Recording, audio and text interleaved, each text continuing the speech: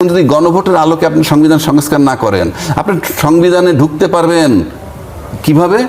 গায়ের জোরে, নিয়মতান্ত্রিকভাবে না। আমি আবারও বলছি, 142 অনুচ্ছেদে আছে কি 2/3 হইলে আপনি সংবিধানের সংশোধন করতে পারবেন, যেভাবে খুশি সেভাবে বলা আছে। আবার 7-এর খতে বলা আছে, 7-এর খতে বলা আছে এই যে 142-এ যা কিছু বলা থাকুক না কেন, এই প্রথম ভাগে, সংবিধানের প্রথম ভাগ, দ্বিতীয় ভাগ, আরো কতগুলা জায়গায় কোনো পরিবর্তন করতে পারবেন না।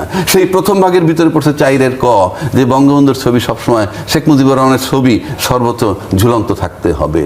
কিন্তু আপনি এগুলি পরিবর্তন করতে পারতেছেন না।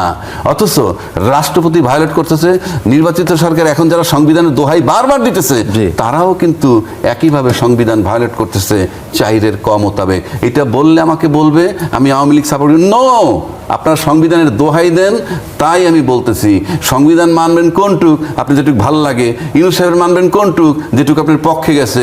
কারণটা কি? ইউনূস সাহেব টোটালটা অবৈধ, মব ভায়োলেন্স করে গেছে, সব অবৈধ, শুধু নির্বাচন পোর্শনটা বৈধ। সেটাকেও 12টা বাজাই দিল এই নির্বাচন কমিশন, এইটুকু উপস্থাপন করে টোটাল নির্বাচনের ফলাফলটাকে উনি বিতর্কিত করে দিলেন।